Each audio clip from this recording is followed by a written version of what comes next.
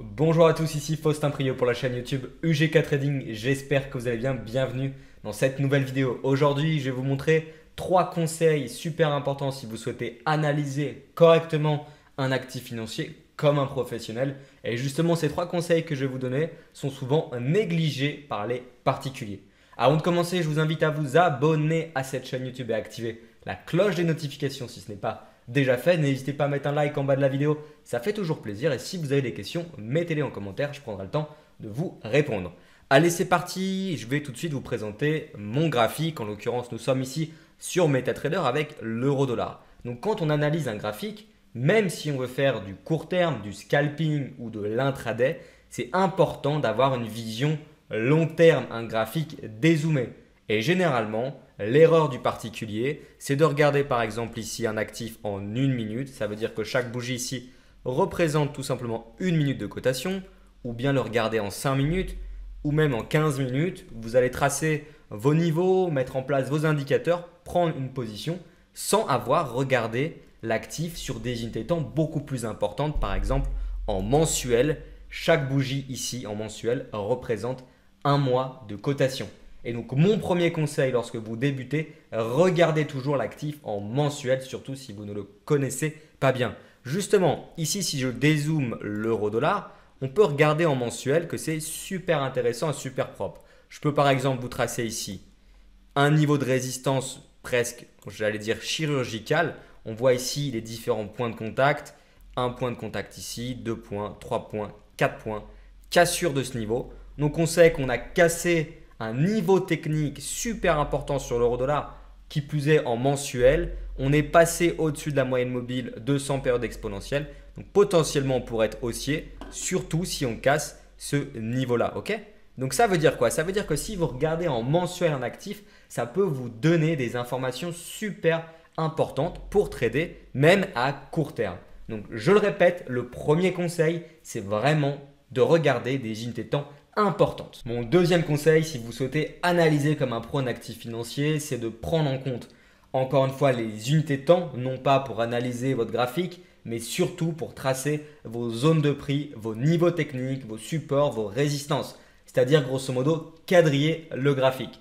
Et le problème que je vois assez régulièrement chez les débutants, c'est qu'encore une fois, ils veulent faire du trading intraday ou même du scalping, pourquoi pas, et ils vont tracer uniquement des niveaux techniques sur des courtes unités de temps. Ici, nous sommes encore une fois sur l'euro-dollar en 5 minutes. Chaque bougie représente 5 minutes de cotation. Ici, je peux vous tracer assez facilement un niveau technique. Donc ici, c'était tout simplement un support qui est devenu résistance avec plusieurs points de contact. Donc on voit que ça fonctionne. Ça peut être une zone ici pour pourquoi pas vendre à découvert avec une stratégie et c'est très bien. Mais les particuliers vont uniquement tracer des niveaux sur des courtes unités de temps. Et encore une fois, je l'ai remarqué, négliger les fortes unités de temps. Je ne vous dis pas d'aller tracer, quadriller un graphique sur du mensuel de manière chirurgicale, mais tracer au moins vos niveaux sur une base daily. De cette manière, vous allez pouvoir avoir de belles extrémités et trouver des niveaux qui peuvent jouer un rôle de point pivot, des niveaux super puissants qui seront beaucoup plus intéressants et pertinents que des niveaux que vous allez tracer comme ici en 5 minutes. Donc mon conseil, je le répète, tracer des niveaux et des zones de prix sur de fortes unités de temps. Troisième conseil, et je pense le plus important que les particuliers négligent clairement, c'est le calendrier économique. Et je vais m'expliquer. Vous allez trouver une stratégie trading, j'en présente d'ailleurs sur ma chaîne YouTube, mais généralement si vous souhaitez avoir de bons résultats, vous devez prendre en compte votre analyse technique, votre analyse graphique, pourquoi pas votre stratégie avec quelques indicateurs, mais surtout prendre en compte également le calendrier économique et je vais vous expliquer comment vous pouvez le lire et surtout simplement l'utiliser pour éviter de vous tromper dans les opérations de trading que vous allez prendre. Donc ici, je vais vous montrer le calendrier d'Investing. Donc Investing, vous le savez, c'est le site que j'utilise régulièrement pour trouver des résumés techniques, pour trouver de l'actualité, mais surtout pour utiliser le calendrier économique. Vous inquiétez pas, je vais vous mettre le lien dans la description. Donc mon conseil, c'est d'utiliser le calendrier économique quand bien même vous faites uniquement d'analyse technique graphique.